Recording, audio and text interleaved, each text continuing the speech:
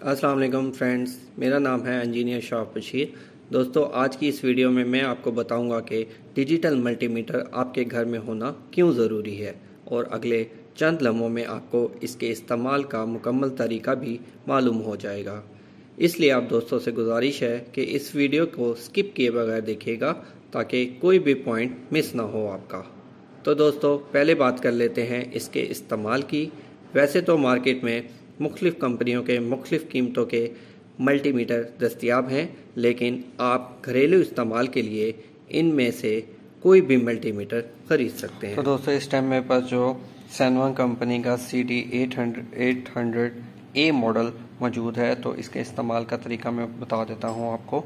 इसमें जो ऊपर वाले बटन्स मौजूद हैं, ये सारे सिलेक्शंस के बटन हैं और ये इसका मेन डिस्प्ले एरिया है, और जबकि ये इसका सिलेक्टर स्विच है कि आपने क्या चीज़ फाइंड करनी है। तो सबसे पहले मैं इस मीटर को ऑन करता हूँ। ये सबसे पहले इसकी सिलेक्शन है वो वोल्टेज की है कि आपने AC वोल्टेज फाइंड करने हैं या DC वोल्टेज फाइंड करने हैं। तो अगर हमारे पास इस टाइम डिस्प्ले पे शो हो रहा है DC वोल्टेज का, अगर हमने इसको AC में सिलेक्शन करनी है तो यहाँ पे सिलेक्शन का बटन मौजूद है, इसको सेलेक्ट करके हम AC वोल्टेज फाइंड कर सकते हैं। तो दोस्तों, अगर हमने अपने घर के वोल्टेज फाइंड करने हैं तो सिंपली हमने इसको वोल्टेज पे सिलेक्ट करना है। यहाँ पे हमारे पास DC वोल्टेज आ रहे हैं, तो हमने सिलेक्शन के थ्रू इसको AC वोल्टेज कर देना है, क्योंकि घर पे जो हमारे पास सप्लाई होती है वो AC वोल्ट होती है। तो सिंपली इसकी दोनों प्रोब्स को हमने सॉकेट्स के अंदर इन करना है, तो हमारे पास घर में जो मौजूद वोल्टेज आ रहे होंगे वो मीटर हमें बता देगा कि हमारे घर में मौजूद जो सप्लाई आ रही है उसके वोल्टेज इतने हैं। तो दोस्तों, इस मीटर को घर में रखने का सबसे बड़ा फ़ायदा ये है कि अक्सर औकात हमारे किसी सॉकेट में या किसी और चीज़ में हम टेस्टर के थ्रू चेक कर लेते हैं कि टेस्टर के थ्रू हमारे पास उसकी सप्लाई तो आ रही है, जैसा कि आपको इस टेस्टर में दिखाई दे रहा है। तो सप्लाई में सिर्फ मेन फेज तो मौजूद होता है, लेकिन बाज़ औक़ात न्यूट्रल मिस होता है जो हम टेस्टर से चेक नहीं कर पाते।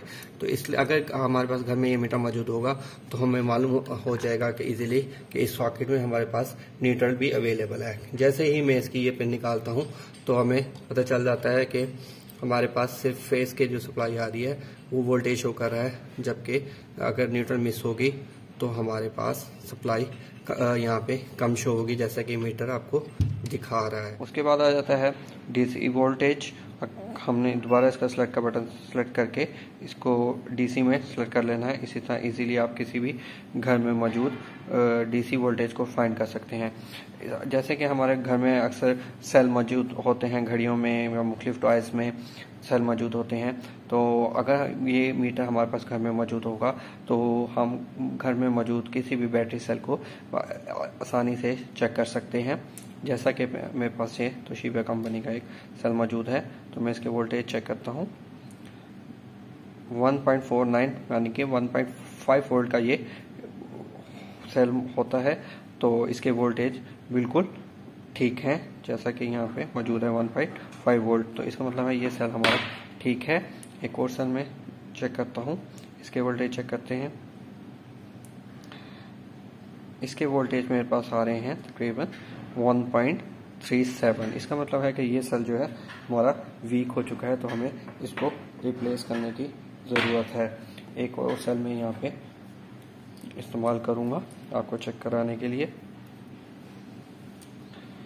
ये वोल्टेज मैं इसके चेक कर रहा हूँ सेल के, तो ये बिल्कुल 0 बता रहा है। तो इसका मतलब है कि हमारे पास ये दो सेल जो हैं बिल्कुल डैमेज हैं और ख़राब हैं, और ये सेल हमारा बिल्कुल ठीक है। इस तरह से हम अपने घर में मौजूद जितने भी DC वोल्टेज हैं वो इस मीटर के थ्रू या किसी भी डिजिटल मीटर के थ्रू आसानी चेक कर सकते हैं और हम उसको रिप्लेस कर सकते हैं। इससे आसानी हो जाती है कि अगर हमारे पास किसी चीज़ में 5-6 सेल मौजूद हैं तो उसमें से जो सेल हमारे पास ख़राब होगा हम उसको रिप्लेस करेंगे, ना कि ठीक सेल को। नेक्स्ट बात कर लेते हैं। यहाँ पे हमारे पास 4 ऑप्शन मौजूद हैं, जिसमें सबसे पहले ये है रेजिस्टेंस फाइंड करने के लिए। नंबर 2 पे है डायोड को फाइंड करने के लिए, कोई डायोड हमारा ठीक है या ख़राब है। नंबर 3 पे कॉन्टिन्यूटी है और नंबर 4 पे कैपेसिटर है। तो सबसे पहले हम रेजिस्टेंस के बारे में बात कर लेते हैं। किसी भी चीज़ की रेजिस्टेंस, किसी वायर की या हमारे पास कोई भी रेजिस्टर अगर घर में मौजूद है और हमने फाइंड करनी है कि उस चीज़ की रेजिस्टेंस कितनी है, तो हम इसे बआसानी रेजिस्टेंस इसकी चेक कर सकते हैं। और इसके बाद ये डायोड का ऑप्शन है, इसको सिलेक्शन स्विच के थ्रू हम सिलेक्शन बटन के थ्रू हम इसको डायोड पे सिलेक्ट करके डायोड को चेक कर सकते हैं कि कोई डायोड ठीक है या ख़राब है। आप घर में तो इसको ज़्यादा इस्तेमाल नहीं कर सकते, ज़्यादातर रिपेयरिंग वाले अफराद इसको यूज़ करते हैं। उसके बाद नेक्स्ट ऑप्शन पे जाते हैं कॉन्टीन्यूटी पे। अगर हमारे पास घर में कोई वायर मौजूद है और हमें बज़ाहिर तो वो नज़र आ रही है कि वो ठीक है या ख़राब है, तो अगर हमने इसकी कॉन्टीन्यूटी चेक करनी है तो सिंपली हम इसको यहाँ पे कॉन्टीन्यूटी पे सिलेक्ट करके एक वायर के एक सिरे को एक प्रोब के साथ और दूसरे सिरे को दूसरे प्रोब के साथ चेक करेंगे तो हमें पता चल जाएगा कि उस वायर की कॉन्टीन्यूटी बिल्कुल ठीक है या ख़राब है। तो इसका मतलब है ये वायर मेरे हाथ में मौजूद है तो इस वायर की कॉन्टीन्यूटी आ रही है और ये वायर मेरे पास जो मौजूद है ये बिल्कुल ठीक है। तो इस तरह से आप बआसानी अपने घर की किसी भी वायर को चेक कर सकते हैं कि वो ठीक है या ख़राब है।